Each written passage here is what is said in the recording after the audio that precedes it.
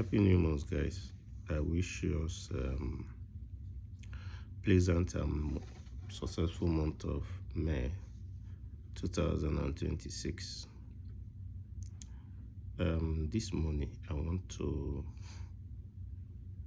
briefly talk about the political crisis in Nigeria,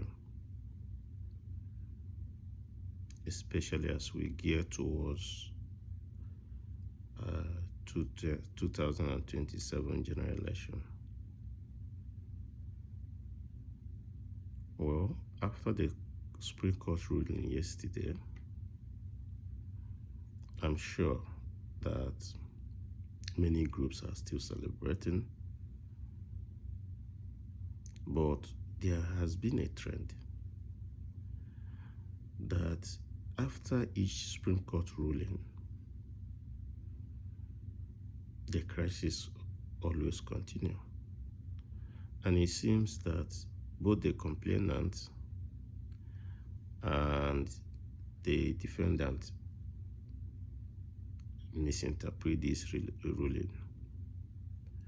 And I used to wonder, why not this ruling given in a way that it will be just plain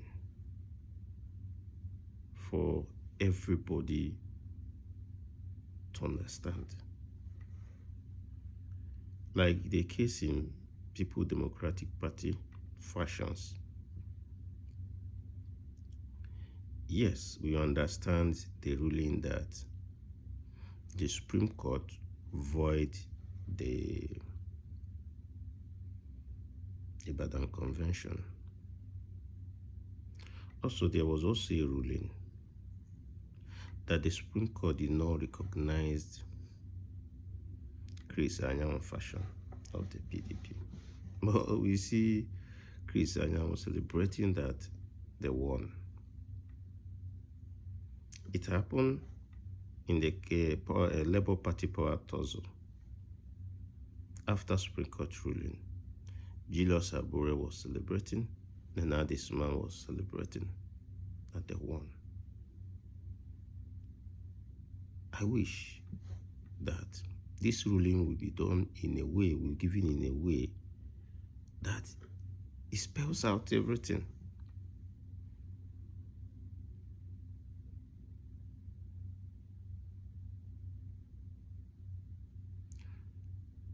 I wish. It is just my wish though. Another thing is that I want to correct this misinformation that Atiku, I'm not his supporter though, is the architect of crisis in People Democratic Party, PDP. Or Nelson Wike is the cause of PDP crisis. I don't think so. PDP crisis has started as far back as 2010. His PDP crisis started as a result of blind trust. Ex-President Obasanjo blindly trusted power to Jonathan without knowing that Jonathan was power drunk. Yes, in 2010, then late President Yar'Adua was the president, and when he was sick, and there was political tension. And the then PDP national chairman, Vincent Ezebunafo, late now, did everything possible to see that they not complete their 8-year term. He said it in public gatherings. And the power that be then was not happy with that. They removed him in 2011 and replaced him with Okwesili Ezenwodu. That was the beginning of PDP crisis. And Jonathan pleaded with Nigerians that he only serve one term. They voted for him massively in 2011. In 2015, he refused to go. Jonathan is even the Obasanjo that anointed him fallout with him in 2015. That was where the problem of PDP started. If you look at the caliber of people that have ruled Rivers State, there wouldn't have been a way Nyesom Wike would have come close. But Jonathan, to win election, that's how they coronated Wike, the thug we see today. PDP was actually destroyed by betrayal.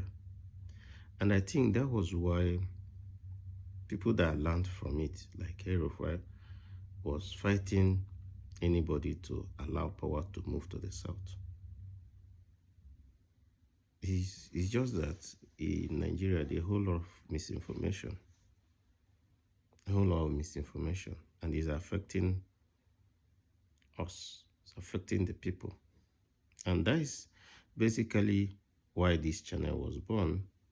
I will tell you the way it is. Except it's a subject I didn't know about. I'll tell you I didn't know about it.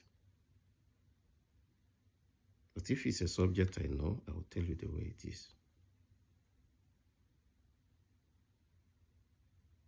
I think this thing will be long than necessary. So we continue tomorrow. We look at